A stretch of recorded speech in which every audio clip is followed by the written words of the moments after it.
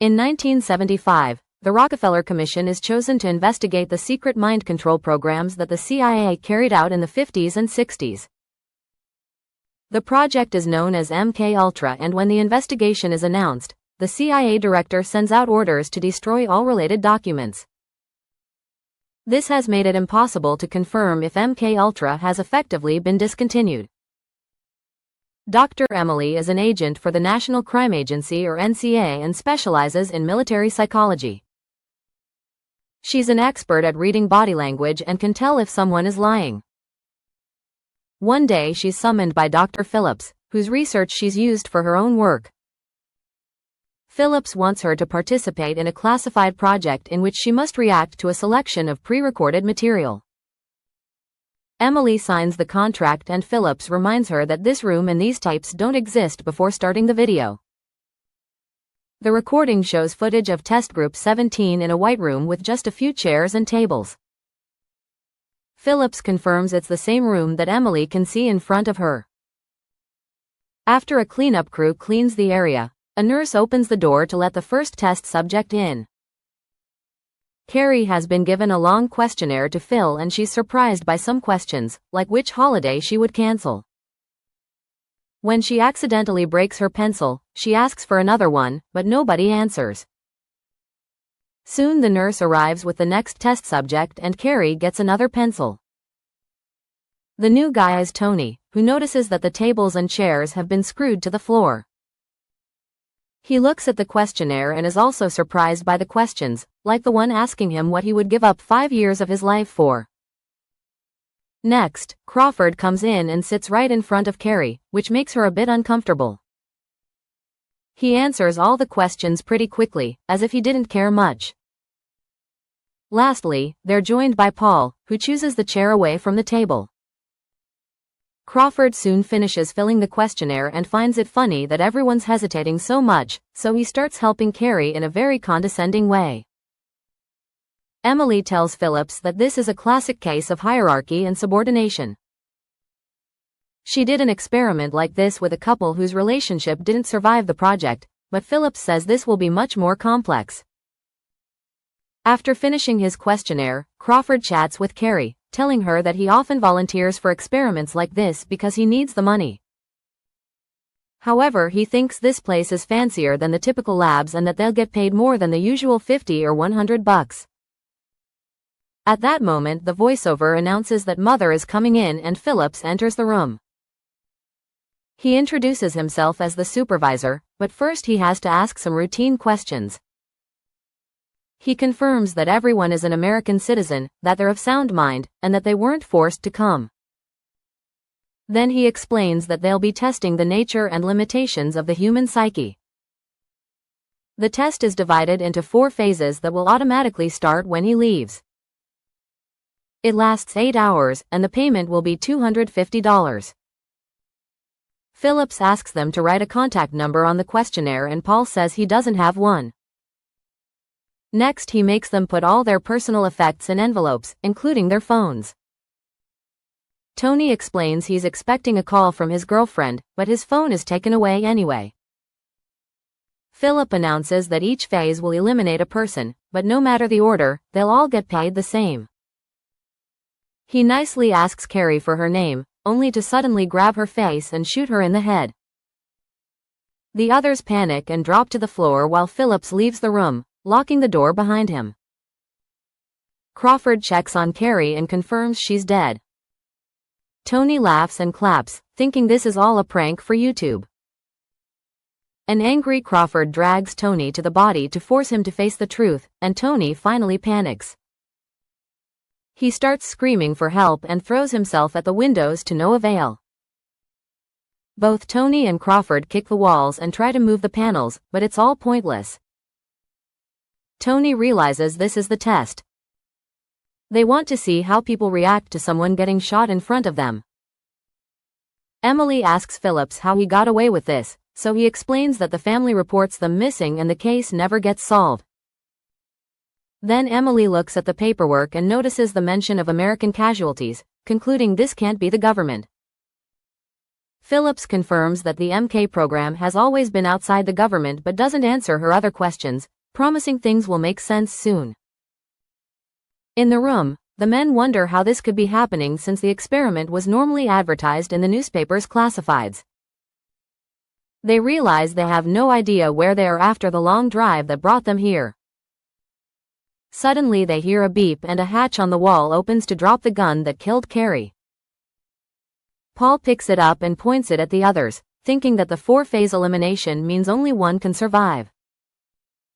Crawford makes him check the bullets and Paul discovers there's only one, so Crawford thinks the gun's purpose isn't to kill but to help them get out.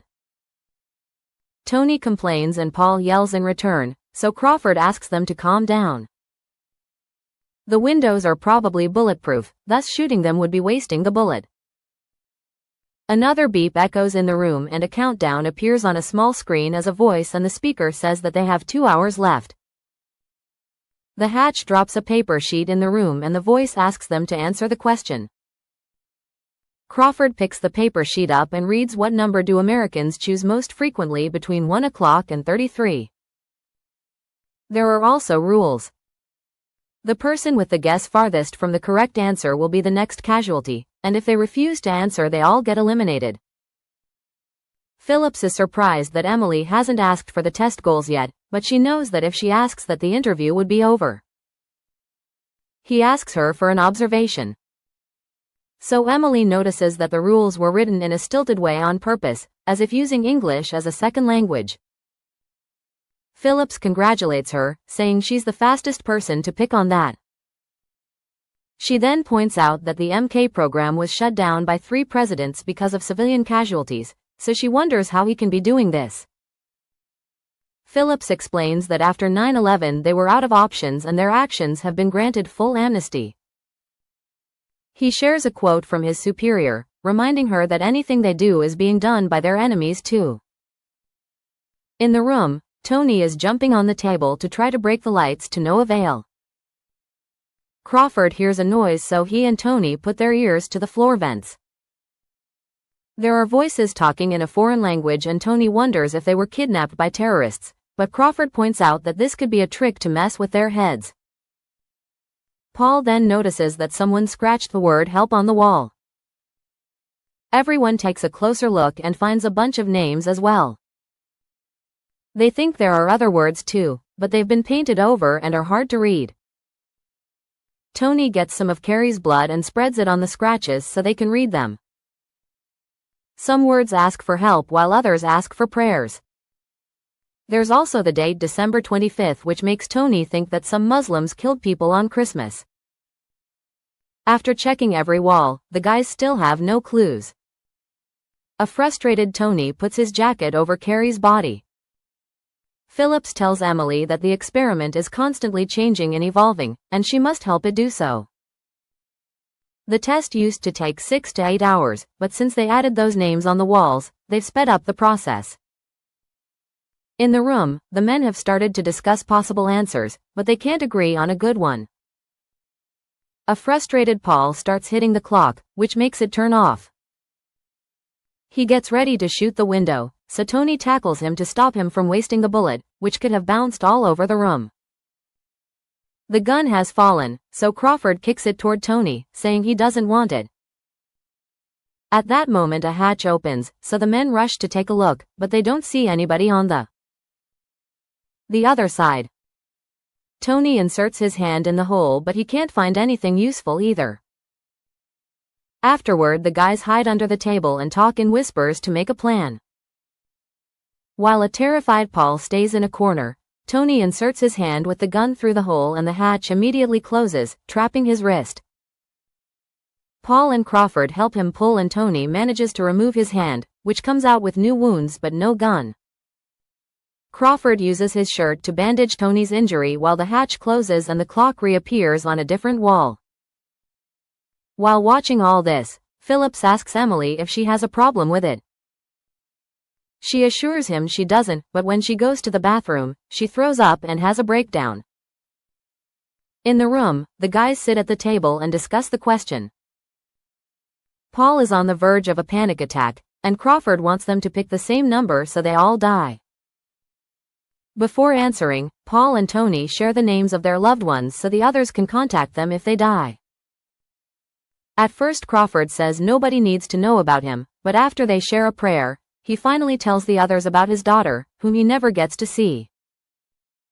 Time finally runs out and the voice asks for an answer. Tony and Crawford say 7 like they agreed on, but Paul answers 17.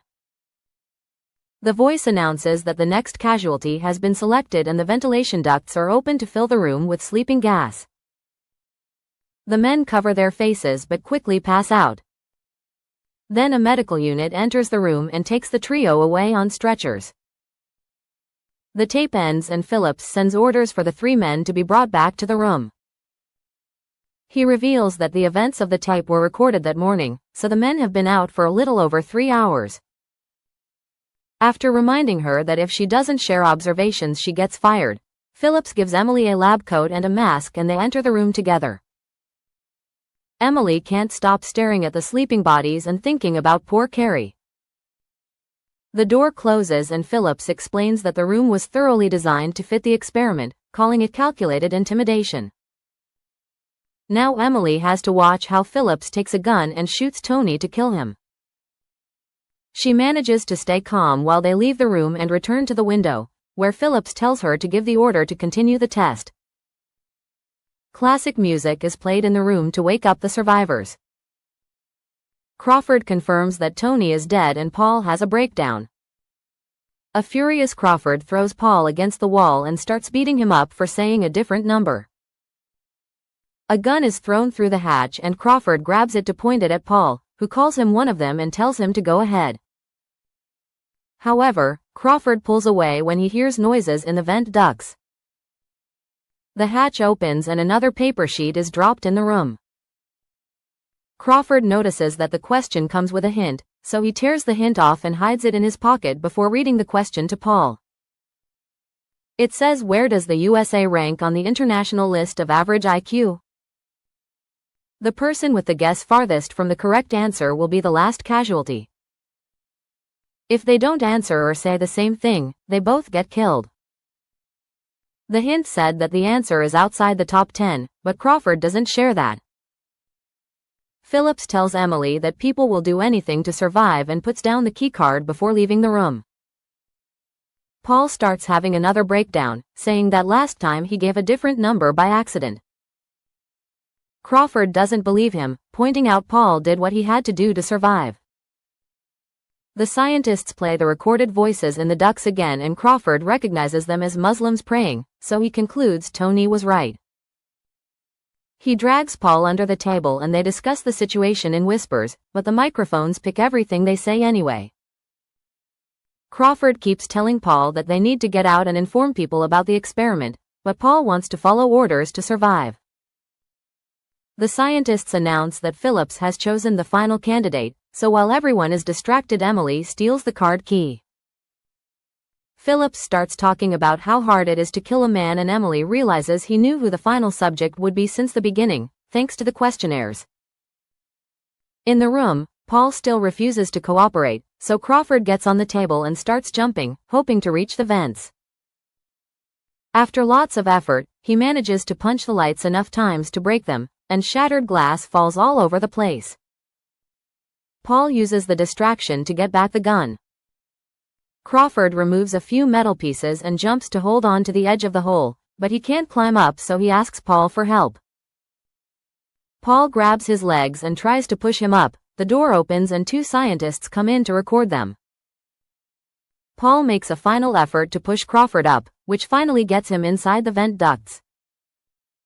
Then Paul tries to tackle the 2 scientists, who immediately tase him to knock him out. Crawford crawls through the vents for a while until he finds a grill that could take him to the roof. He starts pushing it to no avail. 2 scientists on the roof approach the grill and spray sleeping gas on Crawford to knock him out too. After Crawford is brought back to the room, Emily finally snaps. She waits until the scientists are gone and rushes to the door to open it with the keycard. As the alarm announces a security breach, Emily wakes the guys up and makes them run. However, this is just her imagination. She's actually standing by the window and watching the two unconscious men. Phillips realizes she has the key and takes it back, saying she's not ready. Emily swears she is and concludes that the goal of the experiment is to find apoptosis. This is a mechanism in the human body that makes the mind understand that a cell must be willing to surrender for the greater good. Paul wakes up and checks on Crawford, who asks about the time. They have only 30 minutes left, so they discuss possible answers. Using the hint he read earlier, Crawford lies to Paul and tells him that he read in a magazine that the answer is 5. He also describes what he remembers about the building layout from their arrival so they can be ready to escape when the door opens. Then Crawford starts covering his body with the blood of their dead friends, saying the security won't catch them if they're slippery. Paul cries and refuses to do the same, so Crawford gives him the gun and tells him to shoot Phillips. They agree that Paul will say 5 and Crawford will say 4. Crawford keeps comforting a panicking Paul, telling him that this plan will help them stop the experiments and save lives. When time finally runs out, Paul says he won't be able to make it and tries to self-delete, successfully becoming apoptosis. However, the scientists come in and shoot Crawford first. While a screaming Paul is dragged away, Phillips tells Emily that only a few subjects have passed the experiment. 1 out of 20 ordinary people has the disposition to become a civilian weapon. Emily realizes that this program is creating self-deleting bombers like the religions from the Middle East have as a way to fight fire with fire. Afterward, Phillips congratulates Paul for being a good patriot, but Paul pushes him to run away. As he searches for an exit, he sees Emily and asks for help, but she locks the door to block him. Paul curses her as he pounds on the door, then he starts running again. As a team enters the room to clean it up, Phillips proudly accepts Emily into the program. Security continues to close specific doors to guide Paul toward a particular room. Emily realizes that today was only phase 1, which was the step to find suitable subjects. Paul enters a room with other men who also passed phase 1 and a voice announces that now it's time for phase 2. Make sure to subscribe and turn on notifications so you can watch more videos like this. Thanks for watching.